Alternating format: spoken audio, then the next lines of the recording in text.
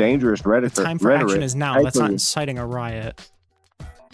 The things that Donald Trump said during January 6th wasn't inciting a riot either. But people still rioted. The actions that he took to steal the election and then him egging on the Trump supporters that were already in the Capitol, that was incitement. Right? Or when Donald Trump was calling for like Congress people to be hung for telling military members to not follow illegal orders, that was incitement. Right? When he said that these people who were ex-military members, he said hang them, George Washington would. Right? That's incitement. Quite frankly, you need to subscribe to Rinnycast. Hey, man, how's it going tonight? You doing all right? I'm tired, but we're going. Same. I feel that. I'd like to preface this by saying that I am in a very interesting state. I don't know your backstory. I just happened to scroll across you on YouTube. Mm-hmm. I don't know where you're located. I don't know what area of the map you're from or what might be influencing your views based on your geological location. Mm-hmm. But I would like to preface this by saying that I live in the state of Alabama, right? So to most people who are hearing me, they're probably going to think that I'm some redneck hick, and that's okay.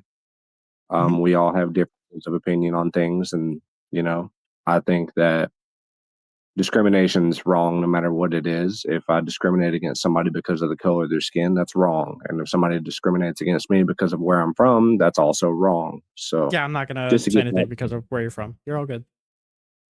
Yeah, just to get that out of the water there, just to bring that up. You're all good. The last guy that you just had on, he mentioned a few things, and one of the things that you brought up in response was Maduro.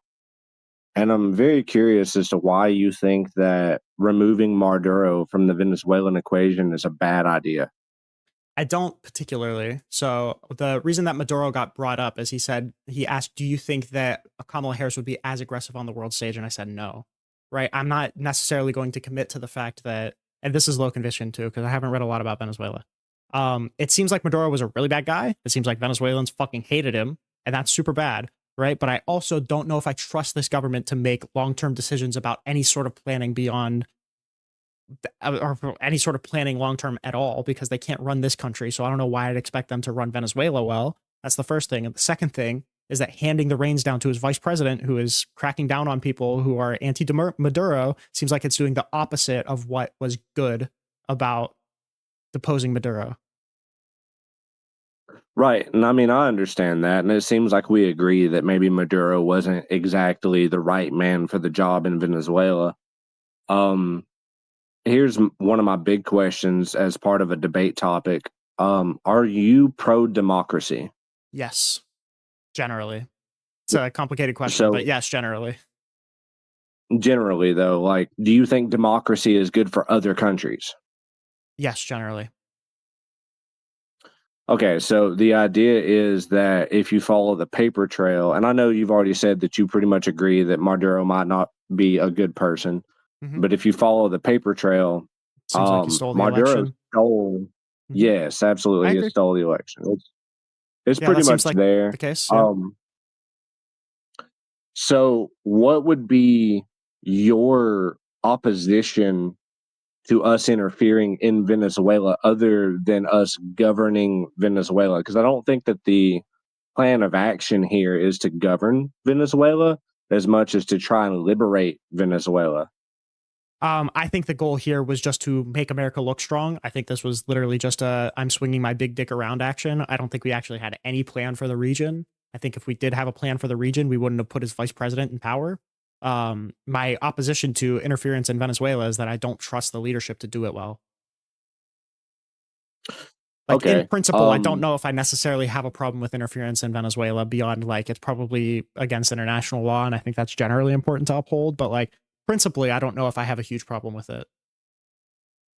All right, fair enough. I'm not entirely sure that America dictated who was going to be the successor in Venezuela. I think that they had a bit of a panic moment amongst the cabinet members in Venezuela, and they raced to try and fuel the regime a little bit more with whatever they could throw in there. But America absolutely has the power. Like, if we just oppose their leader, we certainly have the power to choose who replaces them, right? True, yes, but I don't think that's what we did in Venezuela per se. I know. I think if we were doing it to liberate Venezuela, I don't know why we would keep the Maduro regime more or less intact and then just put their vice president in place who's cracking down super hard on anti-Maduro speech. Our goal was to liberate Venezuela. I feel like that would be almost the opposite of what we do. All right, fair enough.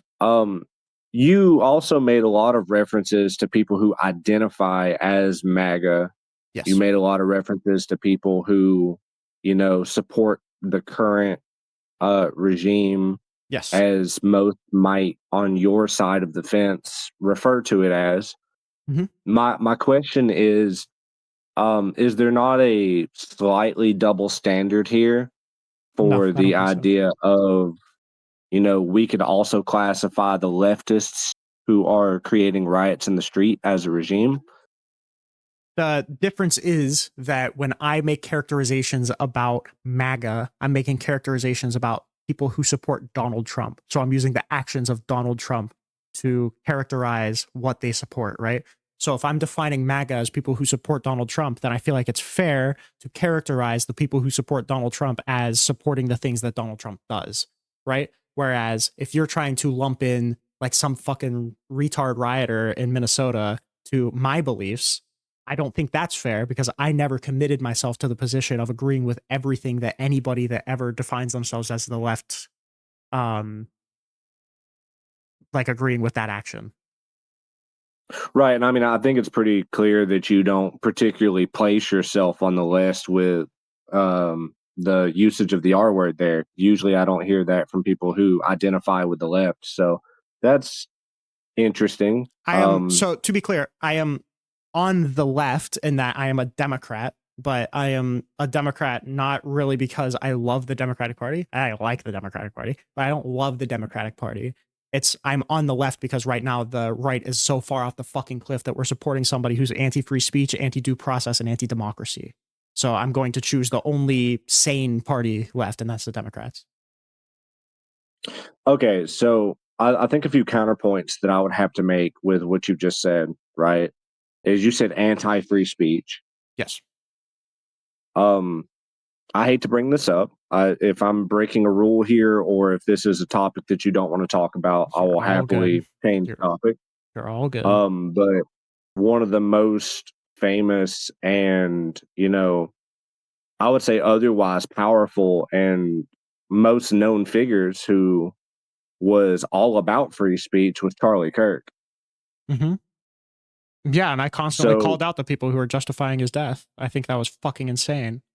But it wasn't the Democrats who killed him. It was some crazy dude. Yes, absolutely. I agree with that. You and I both agree with that. And you and I both agree that the people who were celebrating his death are insane, correct? Yes. I've actually had a bunch of debates. Yeah. Well, first off, I'd like to let you know that I have a lot of respect for that. So thank you for that. Mm-hmm. Secondly, though, I would like to try and not really make a sidecar here, but more so paint a picture and see what your thought process on it is the left and Democrats aren't mutually exclusive. They can be one and the same, or they can be two totally different people, correct? Sure, yeah. So we're arguing here that the left, in terms of being a Democrat, and that Democrats in particular aren't responsible for Charlie Kirk's death. Mm-hmm. That's the argument. Yeah, I'm saying that Now, if I voted for the Democrat, said, I don't think Democratic leadership is responsible for the death of Charlie Kirk. I think it's the person responsible is that one dingbat, right? Whereas when it comes to characterizing Donald Trump's actions, I think people who support Donald Trump are culpable because they elected him into power. Okay. So on that same vein, wait, real quick, real quick. I need to let my cat in. Give me like 1 second. You're fine. Take your time, good sir. Okay, hit me. Sorry. So, on that same vein, would it not be a reasonable or logical deduction that Democratic rhetoric, not unlike how maybe right wing rhetoric or Donald Trump's rhetoric has fueled a movement on one side of the equation, not unlike that, but would it not be fair to say that Democratic rhetoric has fueled a movement on the left hand side of this fence that may have at least contributed to the death of Charlie Kirk? God damn it, Baker. I think that the amount that you're held accountable for the rhetoric that you spread is pretty limited. So like if I call somebody a fascist and I accurately characterize them as a fascist, I don't think that I've done anything bad by doing it, right? So like me saying that Trump supporters are against due process, freedom of speech, anti-democracy, that is inflammatory. It certainly is, but I don't think I hold any accountability for some fucking weirdo who takes action against Republicans, violent action against Republicans, because I'm accurately characterizing their actions. I don't think that's true. And I personally don't believe in political violence. But just because I accurately characterize the actions of Republicans, I don't think that makes me culpable. Right. Well, I Whereas mean, I like don't think that you're at fault for sure, but let's go I back don't to think you it makes saying that you're Democrats at accurately fault. characterizing something, right? Sure. You're Yeah. accurately characterizing something.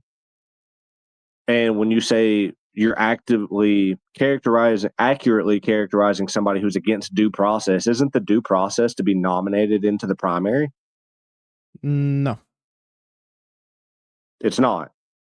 No, that's the typical process, but as long as you receive the delegation's votes, that adheres to the democratic process. That's why there was no legal challenges to Kamala Harris being the candidate, because it was done legally.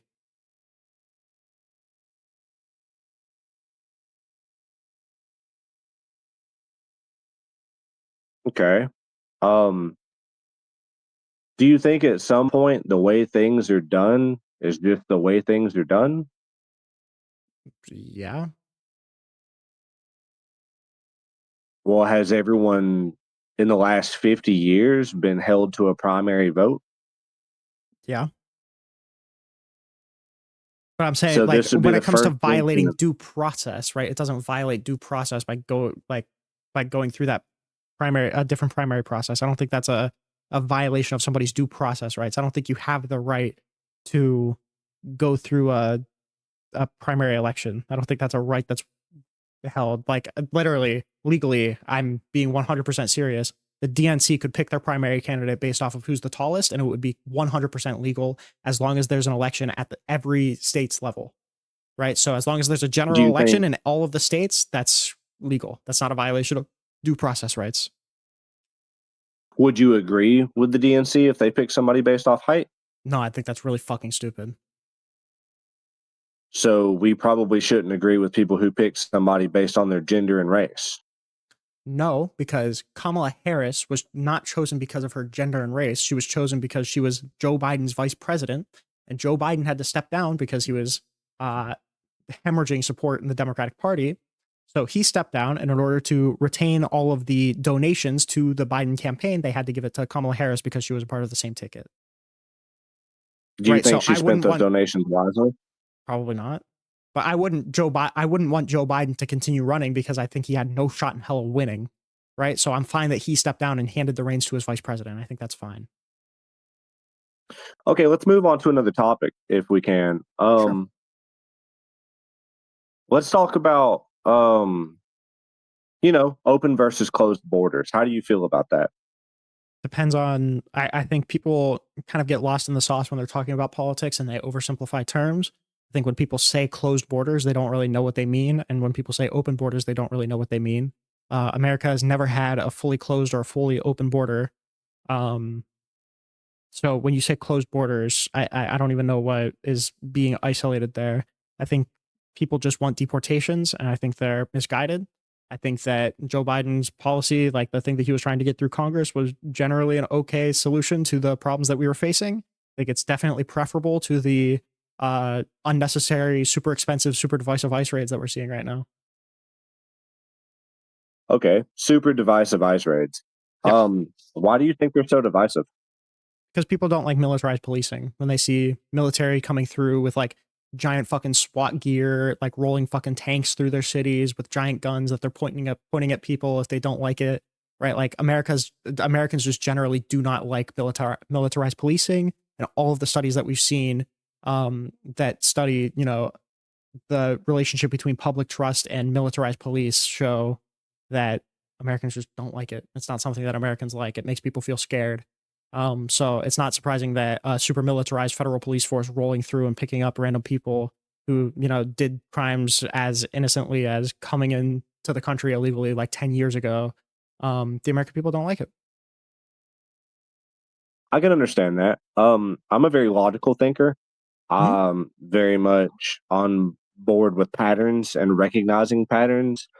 I try when I debate people not to call back to a study done in 1976 or, Sure. a I mean, focus group even of people we can even or look at it a logically, right? paper. Like if it's very clear that like the protests happening in Minnesota, the protests that happened in LA, all of these fucking protests over ICE agents, right? Like we went from seeing giant protests in 2020 to a time of relative peace under Joe Biden, and then as soon as the militarized police come rolling back in again, we see giant protests across the city. I feel like even if I don't appeal to the studies, this is like pretty self-evident. Okay. Let me peel this back a little bit and ask you about something here. Yep. If Trump finishes out his term Yep. and on the next ballot we see JD Vance running for president, would you vote for JD Vance? Depends on who he's running against.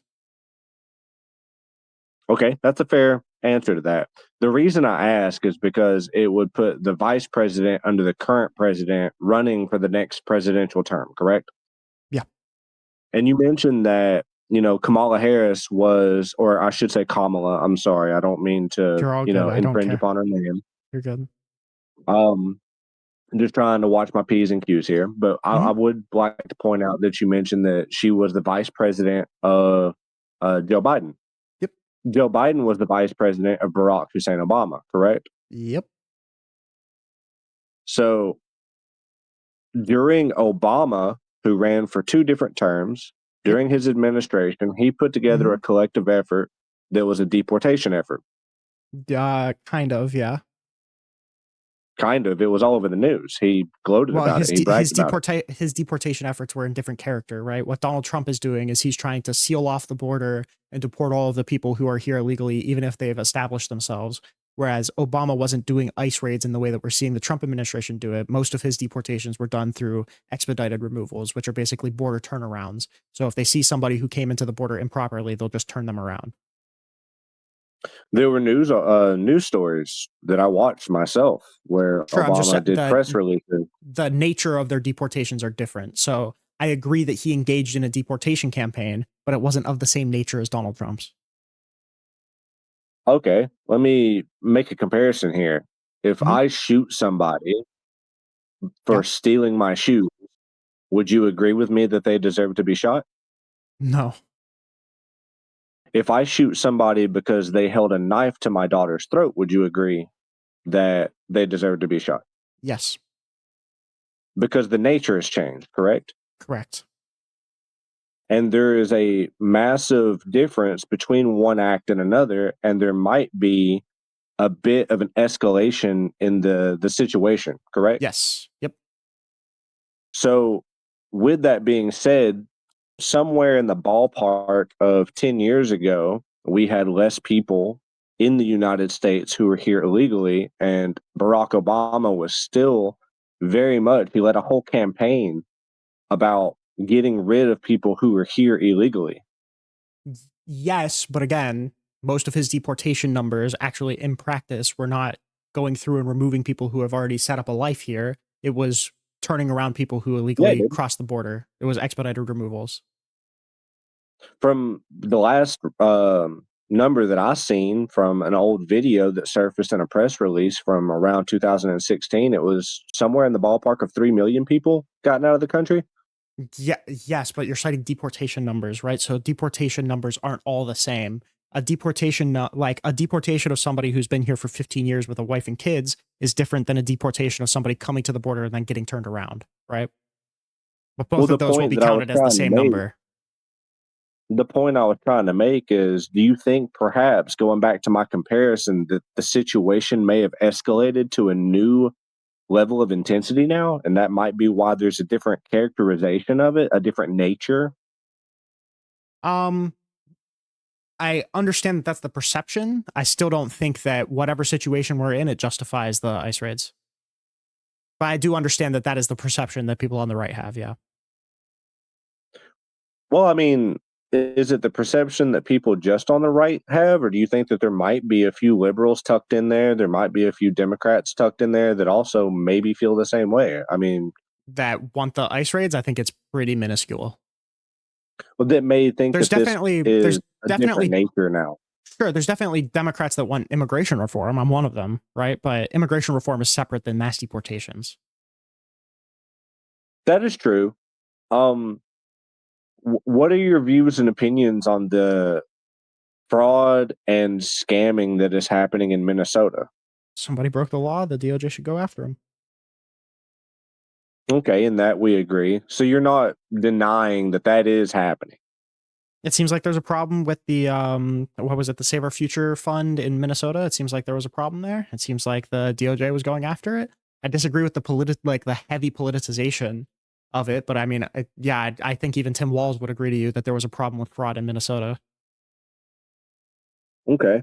Do you think that Tim Waltz shares in responsibility for that happening, No. even if he calls for a sanctuary to be set up in Minnesota? Yes. A sanctuary city doesn't mean that you're going to get a bunch of fraud, right? I'm pretty sure that the majority of the Somalians in Minnesota that were conducting the fraud were had like TPS, had temporary protective status, right? So those people were here legally. So a sanctuary city would have nothing to do with that because they had legal status in the United States. They would have been there regardless of if it was a sanctuary city or not. Okay. Going back to comparisons here, do you own a swimming pool? Nope. Okay, so what would you say your odds of drowning in your backyard are? Pretty low. But if you suddenly purchased a swimming pool for your own leisure, would you say your odds go up of drowning in your own backyard? Yep. So if we have no illegal immigrants in the cities, do you think that is maybe productive in the fact that the odds of these scams and defraud cases going down? Well, if you look at let's say that the amount of fraud that was happening in Minnesota was 97% people with legal status. In order to solve that fraud, that problem of fraud, do you think banning illegal immigrants would do a successful job if 97% of it was coming from people with legal status? No, I don't. I do believe that if the people with quote unquote legal status are under temporary visas or under temporary legal status, then we should check into that. However, That's a separate thing, and they did, right? But that's a separate thing. I'm saying that the status of a sanctuary city is irrelevant to this fraud because the majority of it was happening with from people that had legal status. well, I mean, I don't really think it's a separate thing because when you're looking at, I mean, there's a very polarized view, as you've noted, to Yeah. where, we can look at it as mass deportations are bad and ICE is bad and the Mhm. riots are bad. Or we can look at it as, okay, there's probably a lot of different doctrines instituted here. There's a lot of different viewpoints, and there's a lot of different bills, and there's a lot of different laws that are being introduced. And the result of all of these in culmination is leading to these mass deportations. So, So if in part they are looking at the legal status of these individuals because of the policies no, and I think they would laws have that done are it being placed. regardless. I think they would have looked at the status of these people regardless of the fact that they were committing fraud, or regardless of the fact that mass deportations were happening. If they were committing fraud, then I think their status would have been looked at already. Right. So Right. I think you why could is prove that it because lumped? the first indictments for the Somalians in Minnesota were coming out of the Biden DOJ. Right. So we're admitting at this point though is like we're looking into fraud, right? So why is Yeah. that being lumped into the mass deportation scandal, Because you brought if you it want to up in call it a relation to scandal? the mass deportations. Okay, we'll go with that. That's fair enough. Do you think that the fraud and the deportations are connected? No, not really. Okay, so I mean, in your maybe so. viewpoint, Okay, to be fair, maybe in a sense, because after the fraud happened and after they removed the TPS from a lot of these Somali Americans, right? After that happened, or I guess they're not Americans anyway. After that happened, right? Um, Donald Trump also coincided with a giant deployment of like extra ICE agents as well. So I mean, you could say maybe they're linked in that sense, but I don't think I think these people would have had the repercussions taken against them regardless of the mass deportations. well, the point I'm trying to get at is that there's a bundle of laws, there's a bundle of policy. They all go into effect, and they are a simple cause and effect relationship.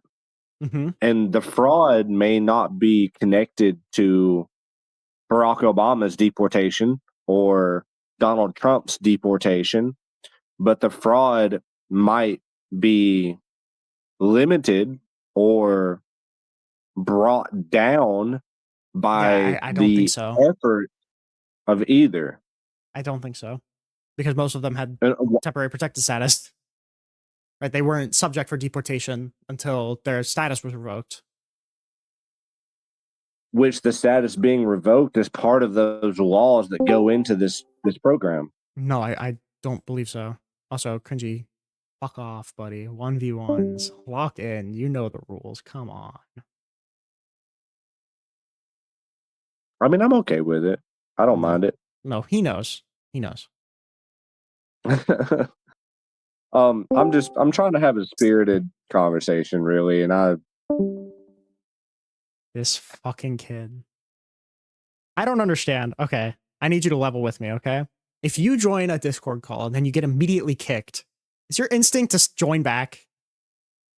absolutely not. Yeah, I wouldn't think so either. God damn it. Okay. Anyway, so okay. Let's recenter, okay? I don't Recentering. think that these Somalis who got their TPS revoked were linked to the mass deportations because in order to do the mass deportations, you would have needed to revoke the TPS, right? So, and prior to the deportations, there was already action being taken against this fraud. I don't see this as like a benefit of the mass deportations. My problem with the mass deportations is that it seems like in order to do them quickly, which Donald Trump wants to do, you're necessarily going to have to rob people of their rights and put them in inhumane conditions, which we saw already happen. It's going to be super inflammatory because American people do not like militarized policing. It's super fucking expensive. I think we just again fucking double or 6 times DHS's funding in order to do these mass deportations after like doubling or tripling it as a part of the one big beautiful bill. So like I think and I just don't even agree with the aim, right? Like mass deportations are not in furtherance of anything other than getting people out of the country. I don't think that it's beneficial for the country. So I haven't seen a benefit from it. And I think ICE is necessarily going to inflame the population. And I think it coincides with due process rights violations and inhumane conditions. I'm just failing to see like what is the benefit? What am I getting out of this? Well, I think that the benefit, and going back to what you talked to the last lad about, is America first. You know, the Mm-hmm. benefit is that America is a large place in Yeah. terms of the United States of America. Mm-hmm. It's hard to govern because it is so large. Mm-hmm. But we see other countries such as Britain that are smaller, and they've been almost overtaken by other countries due to their border policies. No, I don't think so. I don't think there's been a country that's been overtaken because of their border policy. I don't think that's true. Overtaken? Not yet. For I don't think there's. semantic reasons. That's it. I don't know if there's one that is even close to that.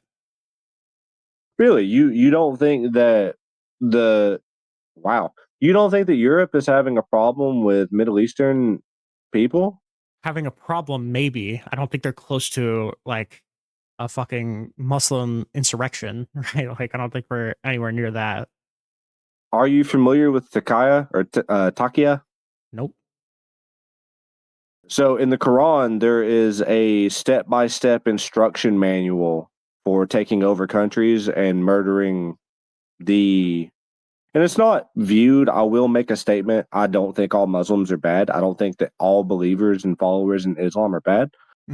But there is a step-by-step instruction manual that can be taken out of context and interpreted, just like the Bible can be interpreted in really crappy ways, right? We're not going to Sure. pussyfoot around I with guess that. here's the main question, right? Is if a Muslim wanted to live in a Muslim theocracy, right? And they're immigrating to Europe to do it, why wouldn't they just stay where they're at, right? There's plenty of Middle Eastern Muslim theocracies. Why would you immigrate to a Western country in order to change theirs? Because that's what their holy book tells them to do. I don't believe that that's true. There's like unless you're saying that there's like a conspiracy between Muslims to overtake all of the European countries, I just don't like. There would need to be such a level of coordination between all of these people that I think isn't possible. Right, in the same way that people will bring this up about Jews a lot too, where like they strive for power, they strive for very high aspirations, right? So they'll like equate that to a conspiracy to run the world, right? I feel like this is a similar thought process. I'm not calling you anti-Semitic, but I'm saying like, you know, what's in somebody's holy book doesn't really necessarily make a conspiracy to overthrow the West. And I mean, I would agree with you on that. Do you think Christians are overtly good people? Do you think Christians go out and do the right thing at all times? No, I don't think anybody goes out and does the right thing at all times. Fair. So, I mean, look at the colonization done by Christians. That's true, but the colonization done by Christians, where it was very out and about colonization, there was no mincing of their intentions there. They went there to colonize, and they did it well. That's the only reason why America's here. They didn't do it by like slowly immigrating into land. Sure, they did, but not really. Like, no, they did it by pillaging and conquering. Okay. So what's the difference between pillaging and conquering and slowly integrating and then pillaging and conquering? The intent. Right? If you're going there to imperialize and colonialize, you're going there with the intent to imperialize and colonialize. Whereas if a Muslim moves to a Western nation, I think it's more likely that their aim is to move away from Muslim theocracy and move towards the more preferable Western countries. So I think that's why so many people come to America. I don't think people bring their I don't think people bring their problems with them, right? Like, I don't think if people come to America, I think it's because America is such a great country and it stands for great values. I don't think it's because they want to transform their America into their homeland. People don't bring their problems with them? Not really, not like that, no. So we don't have protesters in California talking about free Palestine. We don't have protesters in California. The protesters in California were mostly Californian residents. None of them are from the other country. Most of them were Californian residents. From the other countries. Some of them, I'm sure were. None of them? When I say they don't bring their own problems, I mean if somebody's coming to America, it's not to overthrow America, unless they're a terrorist. In which case, we would know they're a terrorist. There would be a conspiracy there. But like people immigrating to America and getting their visa and shit, they're not coming here to overthrow liberal democracy, right? Well, I mean, look back on point to the original, topic. If you look at Britain, are there not mosques? Are there not Sharia courts? There are mosques here. Are here. there not elected? Yes, there are. Not as many. Okay. Are there not elected officials who are, Islamic? That's not transforming the nature of Britain, though, right? But it's not just Britain, is what I'm saying. Like, there's Sweden. I don't think that's transforming the nature of Sweden. Like, do you think any of them have gone through like a drastic change in their system? Yes, I do. And I believe that they're starting to call for closed borders themselves because of it. There's a big nationalist push in these countries. I don't disagree with that. But like, what systems changed in the European countries? I'm not super familiar. I'm mostly familiar with America. I think America is uniquely positioned to take in immigrants. But like, even if I engage on the European countries, like what in their system has changed dramatically? Mainly the members of elected roles, and then on top of that, laws specifically targeting the Islamic community with Sharia law. Law. Now, am I Do you think worried that areas like in Britain are controlled by Sharia law? I think that some instances of a breach in British Parliament and parliamentary law are being redirected to Sharia law because of Islamic people being involved in them. Yes. You think British Parliament is going by Sharia law? I think that certain crimes are being redirected through Sharia law because of the involvement of So Islamic peoples. what Yeah. I'm pretty sure you're referring to is that like there's a civil Sharia court that Muslims can go to, but it's more or less like procedural, right? It doesn't have any actual litigation ability, right? In the same way that you can go to the church to get your marriage annulled or whatever, or verified by the church, but it's not like it's not a binding thing, right? You're not legally bound by. I don't think like in the UK, I don't think you're legally bound by Sharia courts. I don't think people who are non-Muslims are bound by that. I think maybe I'm not going to claim to be an expert on the topic. And I know there's probably a lot of people ridiculing me in the chat right now saying that I have It's no okay. idea what I'm talking Don't about. even listen to them. All right, you're talking to me, buddy. We're having a one-on-one conversation. They don't exist right now. But I would definitely think that some research is to be done, maybe on both my side and your side on that, to see what the elected officials of these European countries, such as Sweden and Holland and other places, are talking about. Because a lot of them regardless, are closed. like one of the things that America prides itself on is cultural exchange, right? The thing that used to make America so special is that we would take the best people from every country and they would come together and they would live in unity, right? We would be a big melting pot of a country, right? But that is slowly melting away with like the nationalist turn from America, and I think that's really bad, right? But I think America particularly prides itself on it. That's why it says that on the plaque of the fucking the quote on the plaque of the Statue of Liberty, right? So Well, I like don't think that we're slowly like taking that away. I think that we're we going certainly back to are. how they did it. I don't think so. I think that we're slowly going back to what we had in the 1950s and 40s, where if you wanted to come over, You don't it want to was go a back lot to the smaller of a country. you don't want to go back to the I'm not saying it system of was a good 1940s. time. No, even I'm the not immigration saying it was a system. good We time. don't want to like the immigration system in the 1950s and 40s ran on the racial quota system, right? Where we would bring people But over in it was quotas. That's not good. no, I understand that. That's not a good But system. it was also, even for people who weren't a part of that system, for people who were uppity, rich, they might have been invited over, but they were vetted. They were looked at. All of our They immigrants are were vetted very too. much like they wouldn't even let people come into the country with like sexually transmitted diseases. All of our immigrants are vetted as well. The undocumented ones are vetted. It depends on what kind of non-documented ones you're talking about. If you're talking about border gotaways, no, but there's no way to mitigate that. That's always going to exist no matter what. It's If you're always talking going to about exist. Yeah, sure, so you can't really do much to mitigate that. But if you're talking about like you people can who do a came lot to over as mitigate it. asylum seekers, we absolutely, because those people get lumped in, or like certain people with TPS get lumped in with illegal immigrants by a lot of studies, right? But those people we absolutely vet when they come in. Yes. No, and I agree with that. And we do vet those people. And I'm not particularly talking about those people. I'm talking about undocumented immigrants who The come amount over of people, illegally. so I think you have okay. There's a big problem with immigration stats, right? Because a lot of different groups that shouldn't really be lumped in with illegal immigrants are lumped in with illegal immigrants. So when you're talking about illegal immigrants and you're citing like the millions number, it's because you're talking about people who are here seeking asylum. It's because you're talking about certain people with TPS. It's because you're talking about dreamers or like DACA kids, right? though all of those people are included in most metrics when it comes to illegal immigrants, right? Or you'll look at encounter numbers, right? Because we can't measure how many people come in illegally.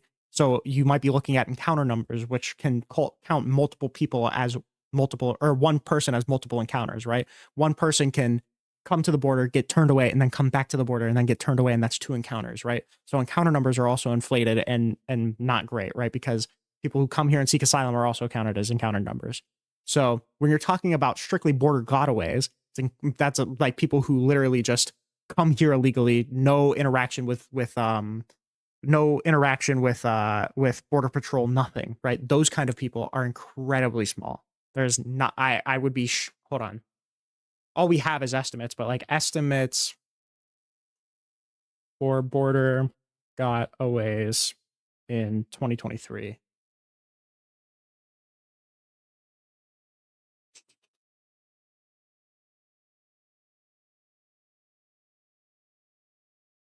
These are encounters. Land encounters. Total 42. Yeah, the amount of border gotaways in 2023 is about 800K. It's not a lot.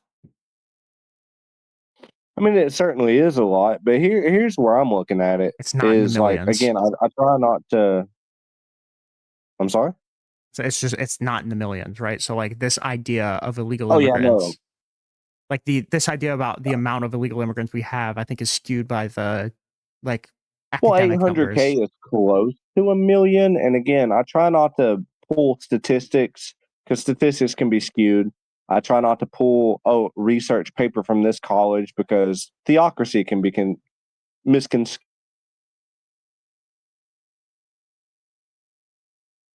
Oh, want it? Wait, are you talking? Really. Oh, okay. Sorry, there was some The bug thing that happened. Wait, can you repeat what you were just saying? Well, what I was saying is like again back to the idea of like I try not to pull numbers from papers or statistics because they can be skewed. Logically, if you're in a room with 100 people, statistically speaking, one's a psychopath, right? So Probably, yeah. regardless of the statistic, there might be one, there might be two, there might be five in the room. Regardless of what the statistic says, we know that based on logical knowledge, the more people we have, the more psychopaths are going to be involved. Mm-hmm. The more people, the more likely you are. And this goes back to the swimming pool reference. Is like if you put a swimming pool in your backyard, you're more likely to drown in your own backyard. Mm-hmm. So, with more people in the world now than there were in the 1950s or the 1960s or 70s, we're going to have more people coming in illegally. And while, yes, it's hard to mitigate because you're always going to have somebody who slips through the cracks, the more people that we have in the country and the more people who are in the world, the more people who are going to come in undocumented logically.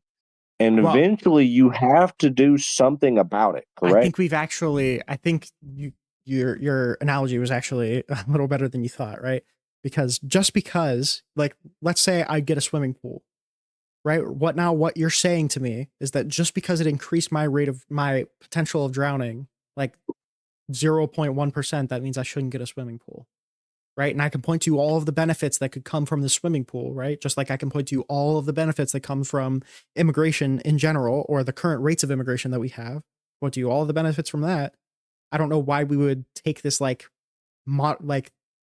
incredibly small potential increase for crime or insanity or whatever you're trying to isolate as a reason not to get immigrants, in the same way that I don't know why we would take this like 0.1% chance of drowning as a reason to not get the swimming pool, right? Like I can point to you the fiscal benefit that immigrants bring. I can point to you the cultural exchange that we get from immigrants. I can point to you the innovation that immigrants bring to workforces. I can point to you the fact that their crime rate is generally lower than US citizens, especially illegal immigrants have a lower crime rate than even legal immigrants. Point to all of this stuff. I think that demonstrates pretty clearly that immigration is a benefit. especially since America as a country built itself on immigration. I don't know why we would, stop all of that from coming because we have a slight increased chance of drowning. So I'm not trying to isolate anything, and I'm not trying to argue the benefit or detriment of this happening. I'm arguing that you can't deny that I'm with not more denying. people comes more illegal immigration. I'm not denying that. I don't think I ever denied So that. what do we do about it? You increase border patrol.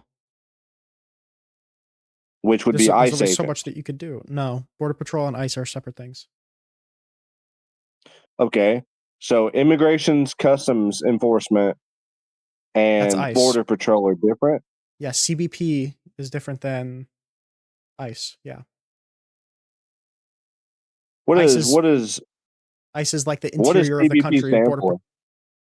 CBP, Customs and Border Enforcement. Oh wait, hold on. I said the wrong enforcement. My bad. LOL. Border Patrol is UCBP. My bad.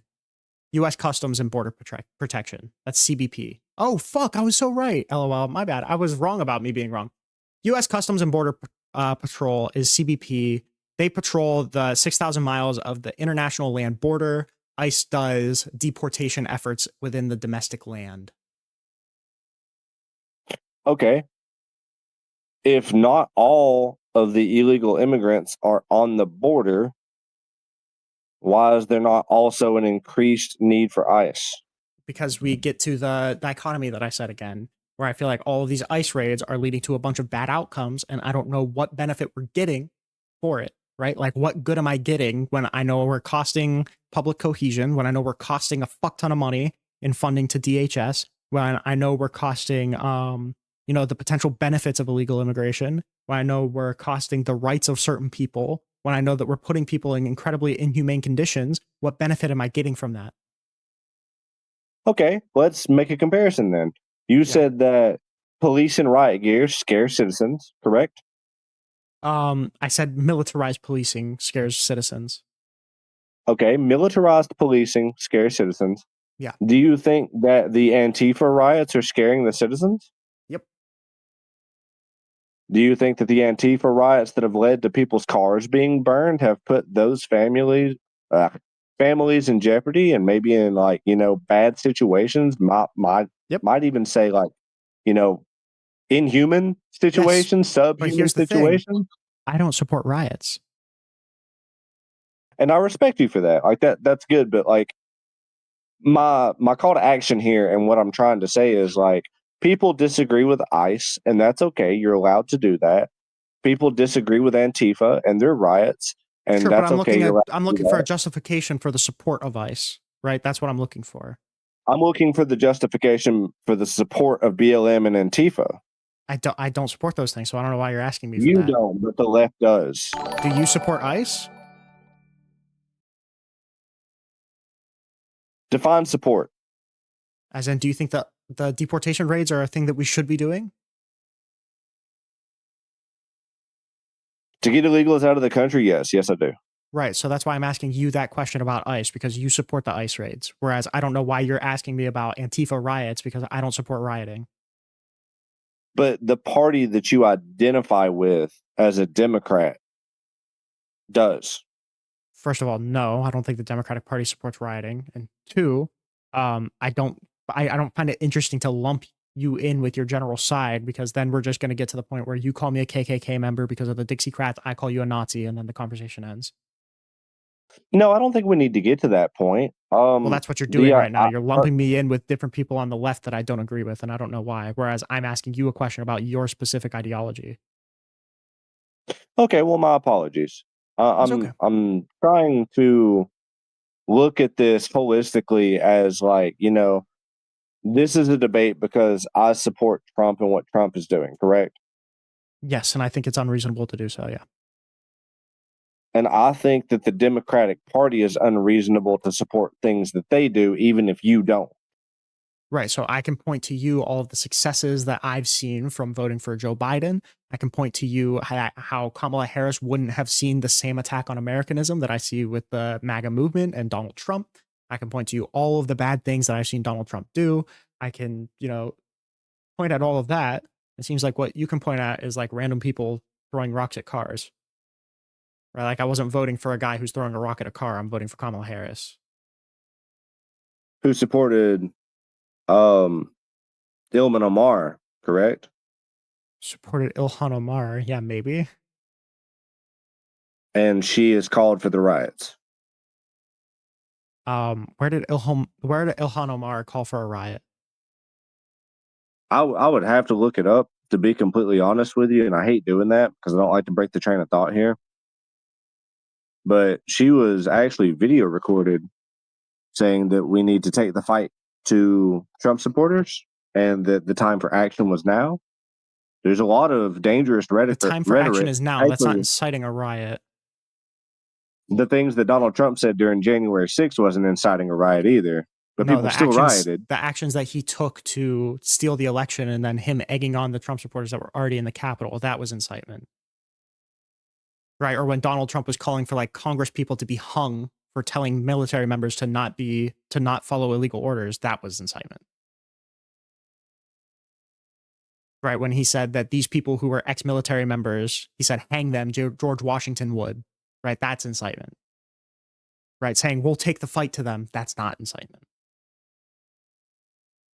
So Omar said, we are going to make sure that these people pay for what they have done for us. Is that not inflammatory rhetoric? That's inflammatory rhetoric. I already said that my problem isn't with inflammatory rhetoric. That's not an incitement to violence, though, no. Whereas Donald Trump making comments about Congress people saying hang them, George Washington would have, and it's seditious behavior punishable by death, that certainly is. So you said you don't support the protests, correct? I support protesting. I support protesting. I do not support rioting. Well, there's a fine line there. I agree. And you don't cross it.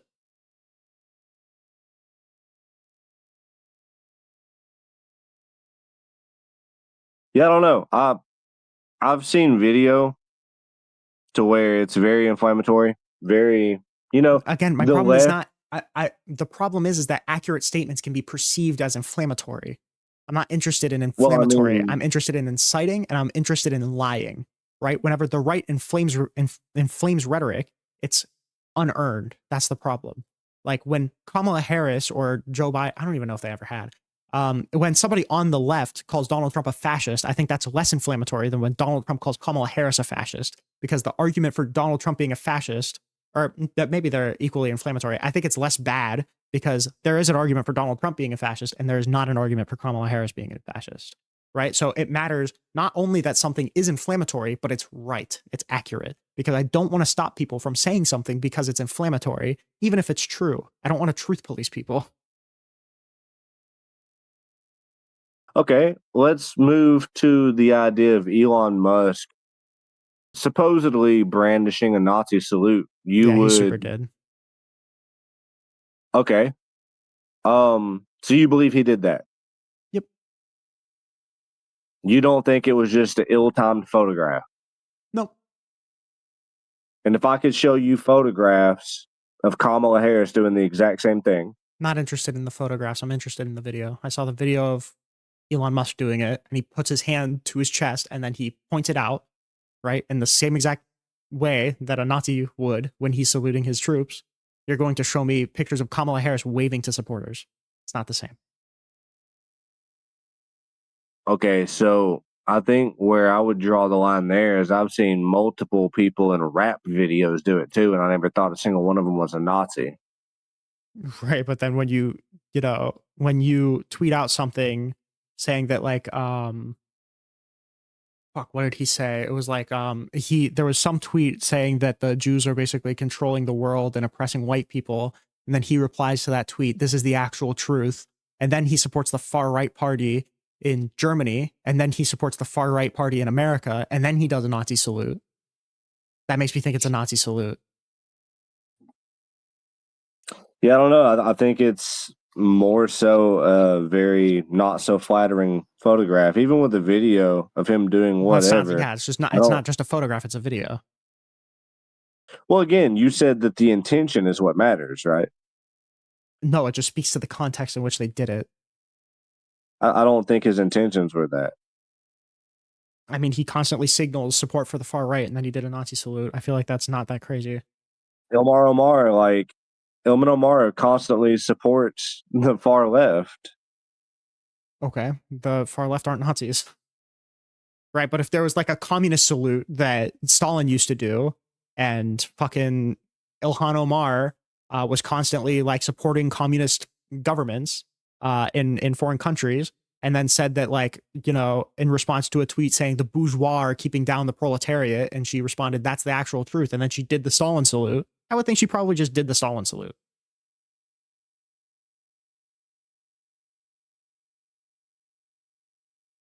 I don't know. I think logically, a lot of people can be videoed or photographed and things taken out of context, and there could be lots of conspiracy theories I feel like I'm beyond. putting it in the. I feel like I'm putting it in the context, right? The context is that Elon Musk I mean, constantly signals support context, for the yeah. far right, and then he does a far right gesture.